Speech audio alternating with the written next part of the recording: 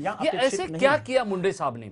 ये जो सवाल है ये आपके मन में भी आता होगा और एक छोटे से पत्रकार की भूमिका निभाते हुए मेरे मन में भी आया। लेकिन जब उस वक्त देखिए पंडित जी, उस वक्त मुंडे जी ने जो बात कही तो कुछ करीबी लोगों ने उनको ये कहा कि साहब आप ये क्या बोल बैठे। तब उन्होंने जो जवाब दिया वो सार्वजनिक रूप में मैं यहां पर बयान नहीं कर सकता हूं, क्योंकि उस 13 जी। से 15 तो मिनट सबसे पहले मैं मेरे पीसीआर के जो सहयोगी हैं उनको दरख्वास्त करता हूं कि मुंडे साहब ने उस वक्त 27 जून 2013 6:32 स्थल मुंबई, उपस्थिति नितिन गडकरी, साथ ही साथ विनय सहस्त्रबुद्धे, नरेंद्र मोदी और मुंबई के जो आला भाजपा के नेता है उनके सामने गोपीनाथ मुंडे, ये सबसे बड़े लोक नेता जो कि पिछड़े हुए समाज के, ओबीसी के जो समाज के सबसे बड़ा नेता है, उन्होंने क्या कहा वो देखते हैं और क्या चूक मुंडे साहब ने उस वक्त की, उस दिन की, आइए देखते हैं।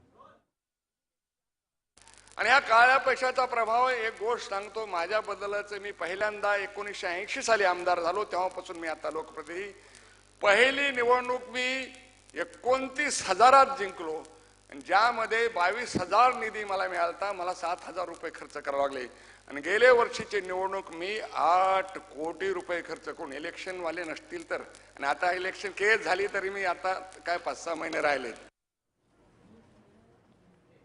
देखिए पंडित जी, मैं जो कह रहा था कि, और आपने ये कहा कि उस वक्त आदमी कुछ भी बोल देता है, तो कुछ भी का मतलब देखिए मुंडे साहब जैसा बंदा ये कह रहा है कि इलेक्शन कमीशन के जो लोग हैं वो अगर यहां होंगे तो भी मेरा कुछ नहीं बिगाड़ सकता। लेकिन जहां तक मेरी जानकारी है, मुंडे साहब के ऊपर 3 साल की पाबंदी लग सकती है कि जिस तरह से उन्होंने चुनाव आयोग के मर्यादाओं को छेद दिया है, चुनाव आयोग के मर्यादाओं का उल्लंघन किया है, तो क्या आप समझते हैं उनका जो ग्रह गोचर है मुंडे साहब फंसेंगे या नहीं? देखिए 5/11/1949 यानी 1949 परली वैजनाथ में उनका जन्म हुआ है। गोचर जो है वो कन्या है, कन्या गोचर में लगन जो है कन्या है, मेष राशि है, मंगल, मैंने आपको बोला मेष राशि का स्वामी मंगल है, मंगल अस्त हुआ था, उस वक्त सूर्य भी अस्त होने को था, इसलिए ये दोनों का ऐसा दुष्प्रभाव उनके दिमाग के ऊपर पड़ा कि जो बात नहीं कहनी वो भी कह गए। तो उस वक्त का गोचर जो था वो सूर्य अस्त हो रहा था, मंगल अस्त था, इसलिए उनके मंगल न्यूरो सिस्टम को कमांड करता है, आपकी वाणी के ऊपर आने वाला हर शब्द commanding from your mental level. तो उस वक्त दोनों अस्त होने की वजह से हो सकता है कि कोई बात ऐसी कहनी हो, नहीं कहनी हो। अभी एक बहुत बड़ा नेता इतनी बड़ी छोटी सी बात कह जाता है और कहता है कि मुझे कोई फर्क नहीं पड़ता, उसके ऊपर एक और बड़ी, एक तो गलती, उसके ऊपर डबल गलती, तो इसलिए डेफिनेटली उस वक्त का गोचर अच्छा नहीं था। मगर अब आगे क्या होगा, जो आपने बोला लोगों को कि आगे पंडित जी क्या कहेंगे, ये सुनने के लिए जी। तो मैं बताना चाहूंगा, क्योंकि कन्या लगन की और मेष राशि की कुंडली या मेष राशि का स्वामी मंगल है और गोपीनाथ मुंडे की राहु की महादशा 26/12/2012 तक थी।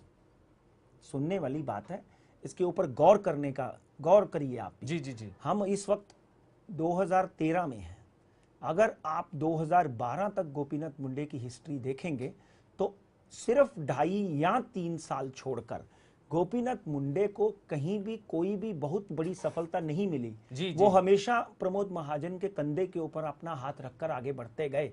मगर मित्रों, राहु की महादशा में पराक्रम किया, डिप्टी चीफ मिनिस्टर बने, मगर उसके बावजूद में भी सबसे बड़ा धक्का प्रमोद जी की डेथ होना, उसके बाद में उनके घर में कोई ना कोई किसी ना किसी तरह का मुसीबत का सामना उनको करना पड़ता रहा। एक बात पक्की है राजेश जी, सिर्फ ग्रह गोचर को देखकर यह बात कह रहा हूं मैं, 26/12/2012 से लेकर 26/12/2028 तक गोपीनाथ मुंडे के ऊपर गुरु की महादशा लगी हुई है।